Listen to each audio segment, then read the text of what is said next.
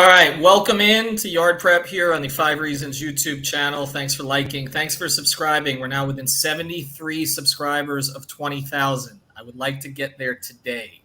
So hit the subscribe button if you're watching us and you want all the other content on the network, all the Dolphins content, all the Heat content with the season starting up on Wednesday, all of the Hurricanes content if you still want that, and everything else here. In fact, this is the place. If you had actually subscribed, you would have seen that Brian Fonseca hit a 5 for 5 on PrizePicks on boxing last night, okay? So he would have made you a hell of a lot of money if you'd been checking it out here on the channel. All right, we got a full crew here. I'm going to introduce them, then we'll get to the sponsor, and then we're going to get to Dolphins Vikings today. We got our guy Michael Quirk. He's down in the bottom right. We got Eric Wadicki. He's down in the bottom left. We got Louis D. Sung. He's on the left side.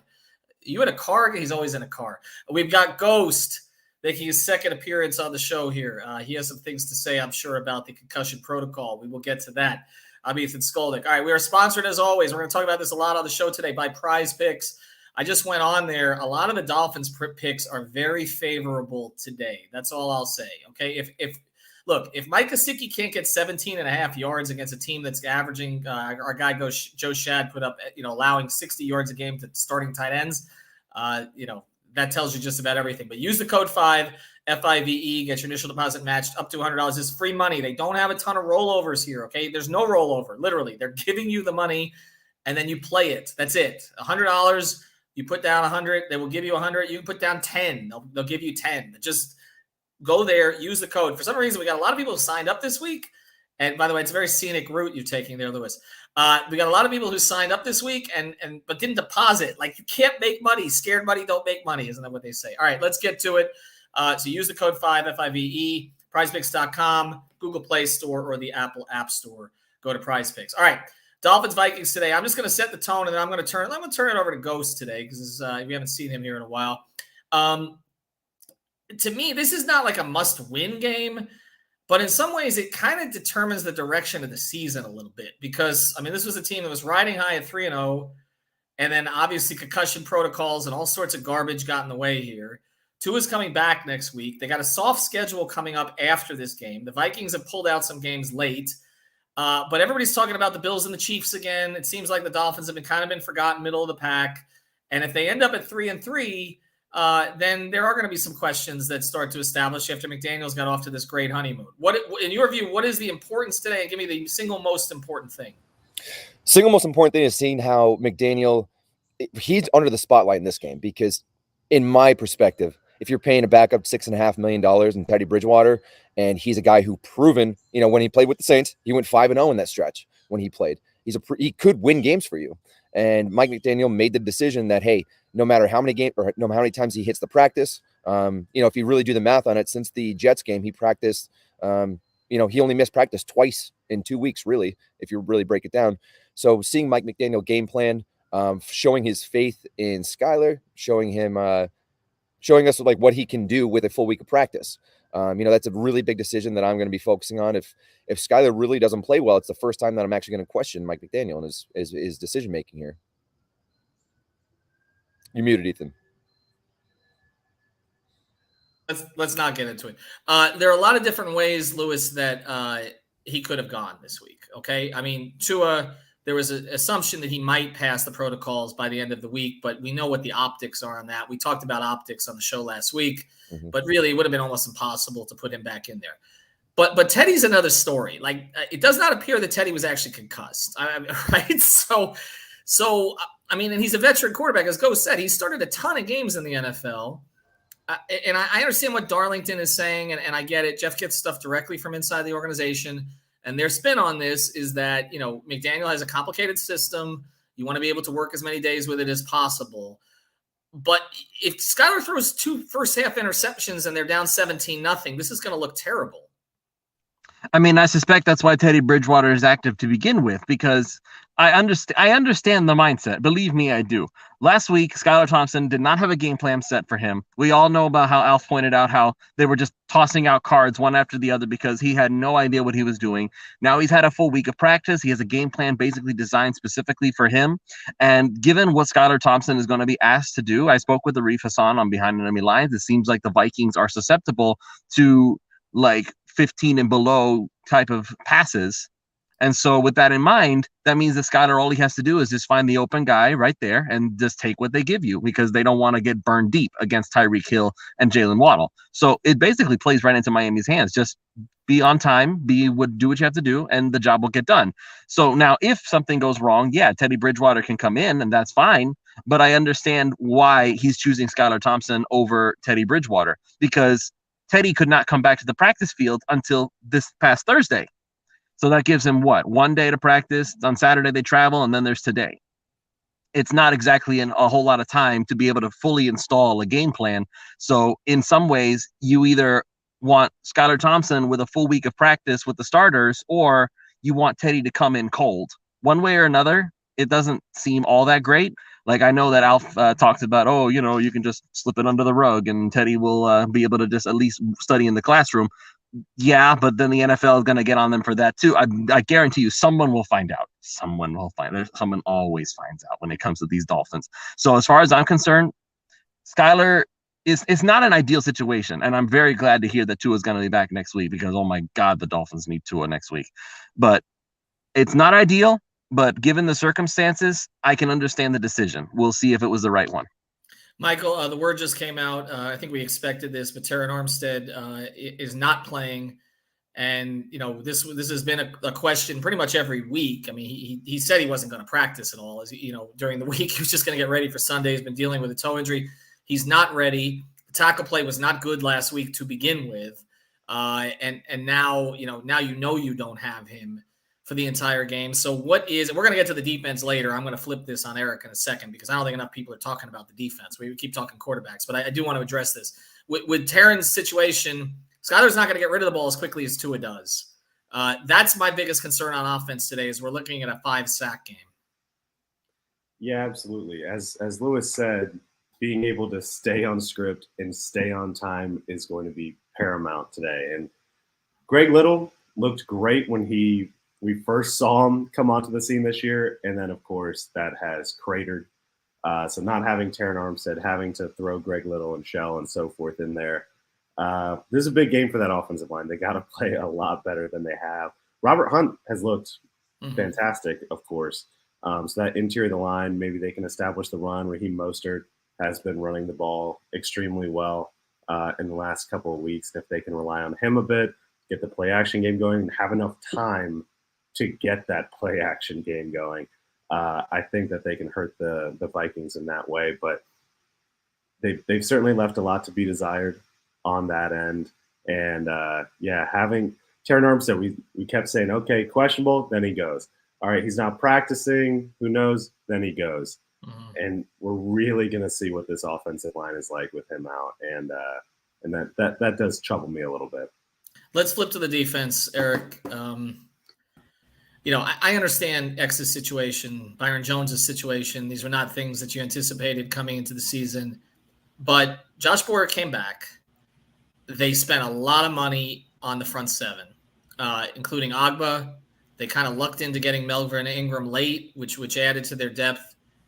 We're not seeing them hit, like, they're not getting to the quarterback to start, okay? I mean, they're close a lot of times. I think Lewis made an illegal left turn, so he'll join us later.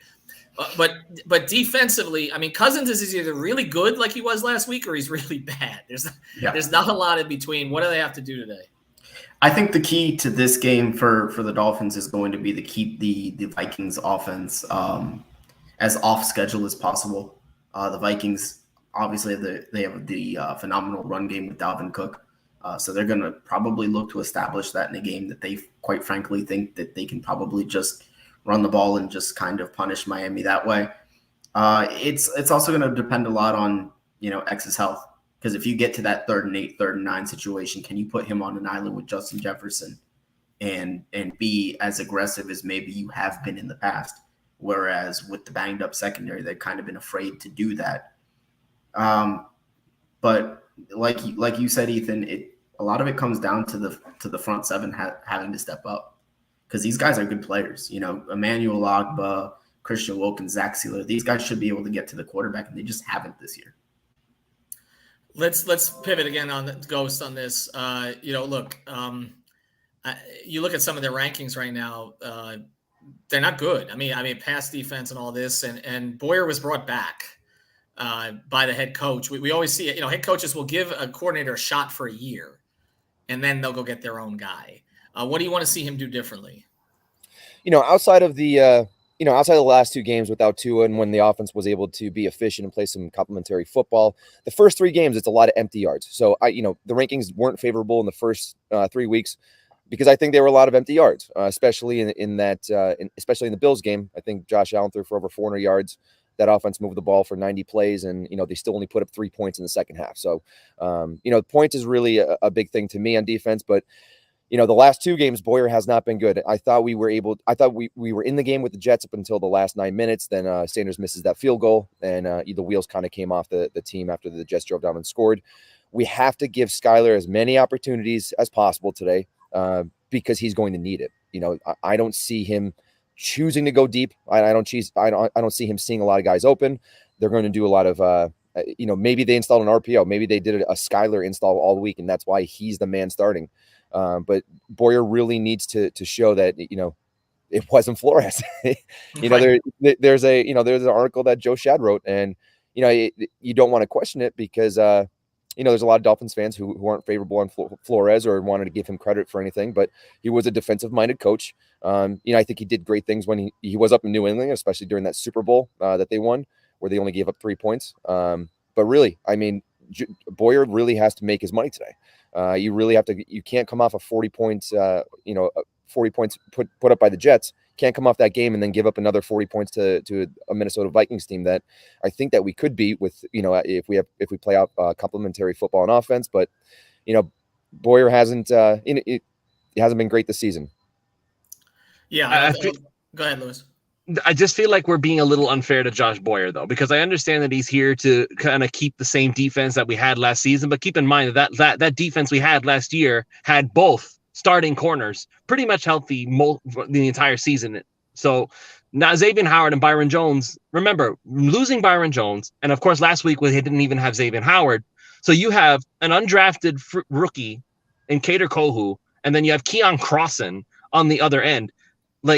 Suddenly, of course, the defense is going to look worse because your 2 star players who the entire defense is anchored around are out. And every defense, no matter where you go around the league, if you lose your star players, imagine what the Rams defense looks like if Aaron Donald suddenly goes out. It's not going to look nearly as good. Imagine what the Rams defense looks like without Jalen Ramsey. That's not going to look nearly as good because those are superstar players that you are paying to be superstars. So now we're going to get on Josh Boyer because Xavier Howard ended up having groins, not even one groin, both groins out. So he ended up losing. So the Jets ended up putting 40 on us. I get it though, because I'm not gonna nail Josh Boyer. If you want to say that Josh Boyer could not adapt, okay, you can make that argument. But what exactly was he supposed to adapt to? Was he supposed to adapt to the fact that we went from Xavier Howard and Byron Jones, not even that, Xavier Howard and a pretty well performing Kader Kohu, all the way down to freaking Noah Igbenogany again? No, that was the nightmare scenario that we were all like, please don't let it get to this. And sure enough, it did. And sure enough, as soon as he got on that field, everything looked terrible because at some point, there's no amount of coaching that can actually make up for the fact that this dude just can't play. And if Noah Igbenogany has to go out there again, then I don't want to hear that Josh Boyer can't get the job done. Who can get the job done with a cornerback who stands back there and looks lost every time somebody walks past him? All right. Loves me. Hey, Michael, is that fair? I mean, are we putting too much on Boyer? I mean, I probably agree that this is a bit of a trial year of see what you can do, see what you are apart from Flores before potentially getting your own guy in there. And you are cooking with some ingredients, not to go to the Bill part too much, but some of the ingredients are not exactly what you want because Noah is just a sunken cost at this point. Just calling a spade a spade. But there are brutal injuries. When you talk about cornerback depth, what he's doing with KK, who's unfortunately out today, has that's looked really great. But and that's the other. And think about what you just said, Michael. Even Kohu is out now. Thank God Xavier Howard came back because now it's Xavier Howard and I guess Keon Crossan, maybe Nick Needham. And if one of them goes out, guess who's going back out on that field again? And there's not a thing we can do about it. Oh, good grief. There's only so much you can do from a pass rush sense when you're saying, oh, the cornerback depth. When you spend as much money as the Dolphins have in those two cornerbacks and they're out, and then guys behind them are out, I don't know. I don't think that's a very fair grading scale. Well, to that point, let's follow on this because, we've talked a lot about sort of the Dolphins getting screwed, right, by the league. And I think most of us are in agreement on that with the way that this was handled. Thank you, Patrick. And this gets to kind of the point I want to get to. Is it Boyer fail or Greer fail? But, I guess, is that question for me then? No, hold on. But what I want to get to is this, which is what did they know about Byron Jones? Because, we're getting to the point now where this is week 6, okay, right? And, before the season, I was at camp, and they were talking about helping that Byron be ready for the opener. I understand sometimes the diagnoses are not, completely accurate. Guys have setbacks. This organization is not as cryptic as they used to be. But even so, it doesn't seem like they were prepared for this contingency. Okay. I'll let anybody jump in on this, but you're right. KK has been terrific. Without him, where the hell would they be right now? And they're just keeping Noah on the roster because they've paid him. There's no other reason to keep him. I can't play. I used to cover the Dolphins with Jason Cole, and he would use this all the time. CP. We look on the field, he go, can't play. CP, can't play. And that's what the players would say. They knew this is a guy. It's just like when Jamar Fletcher came to the Dolphins. It was CP, can't play. Okay, that's it. That's what I hate to say it. But that's what Surtain and Madison told me when they got there. Okay, that's kind of where we are right now. Eric, is it fair that they screwed up this situation with the depth, or is it just again beyond your control? To be fair though, anytime you're looking at cornerback depth in the NFL, I think cornerback depth is always. We kind of knew it in the back of our minds going into this season that it might look a little rough outside of Howard or Jones. Sure, we all accept that Nick Needham is a solid NFL third cornerback, but I think everybody here knew that, if Howard or Jones or both were to miss time, it was going to be rough. We talked about cornerback depth in the preseason. That was one of the big storylines. And so I don't understand, I guess, the shock, that we see here when the secondary isn't performing when their guys are out. Because we talked about how bad the secondary looked aside from Howard and Jones. It was, oh boy, those guys better stay healthy. Well, here we are. We're 6 weeks in and they're not. At least Howard hasn't been. Hopefully he's close to 100%. But this was something that we knew going into the season. I think it was something that could have maybe they should have tried to address it a little bit better. Obviously they brought in the guy that was for the Vikings. And Mackenzie Alexander. Mackenzie Alexander. He ended up on the IR as well. So it's not like they didn't try to address it. But, it's one of those things that it was a weakness going into the season. We knew it. And that's the thing I also want to bring up. Sorry, Ethan. The other thing I want to bring up is exactly that. The attempt was made. It's not like they just sat on their laurels and said, oh, you know what? We're not interested. Because think about it. They anticipated Byron Jones coming back. Okay. And if not, we were going to have True Williams. He goes out for the season. And then we decide, well, let's go get Mackenzie Alexander. He can be a slot guy while Nick Needham goes in the boundary. Mackenzie Alexander goes out. Okay. And so, what exactly is it that you want? And then Kader Kohu shows up and plays pretty well. And now he's out for the game.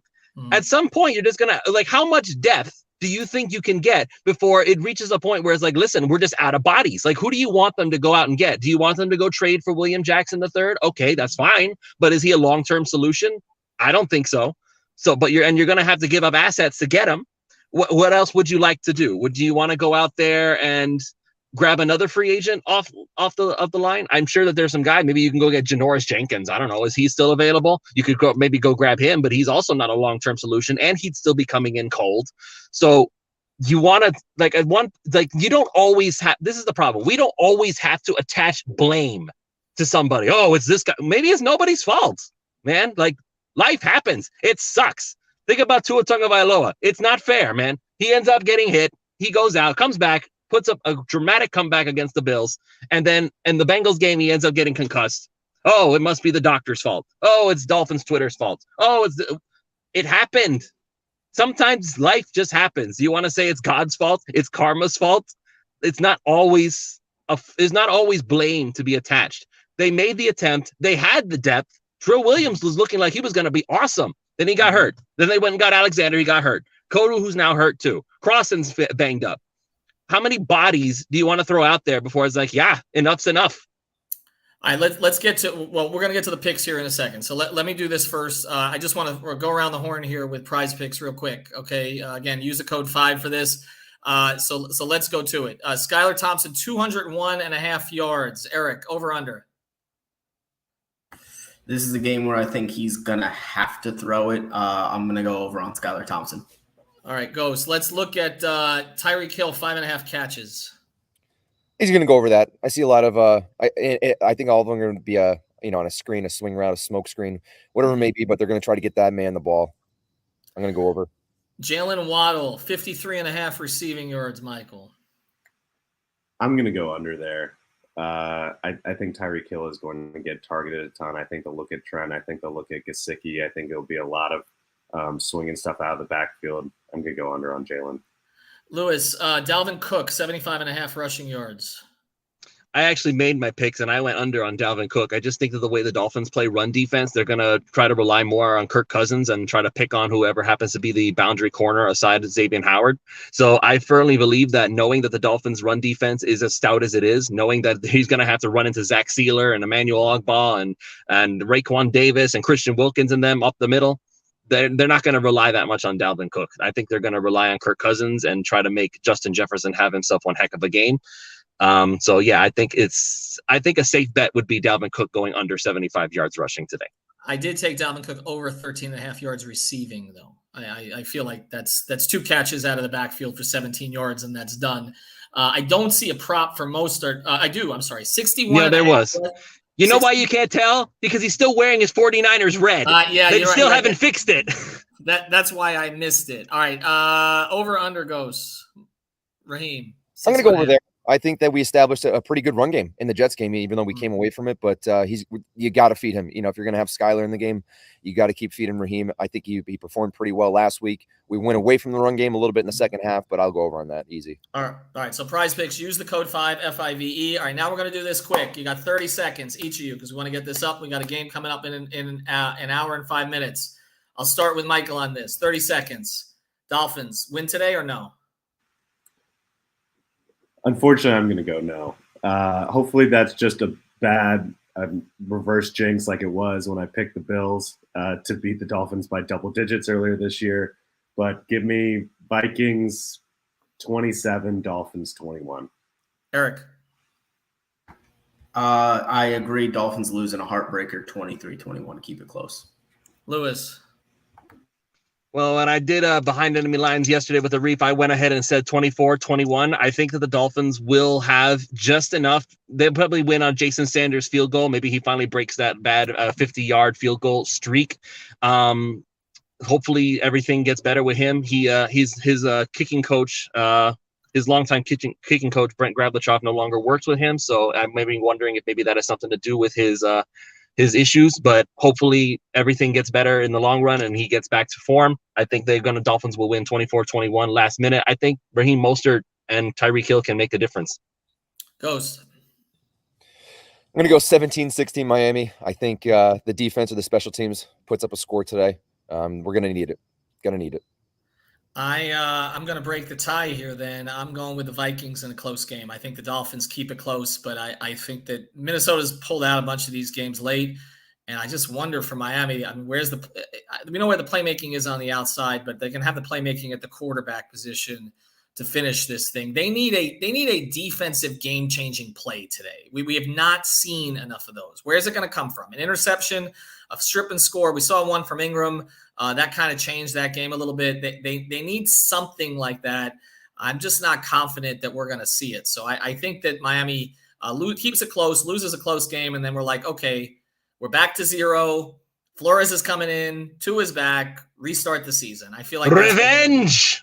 I feel like that's what we're going to be doing next week. All right, thanks to to everyone, to Ghost, to Michael, to Eric, to Lewis. Use that code 5 FIVE. You still got an hour to get in before the game if you're listening to this now. Thanks to Maddie Chang for producing.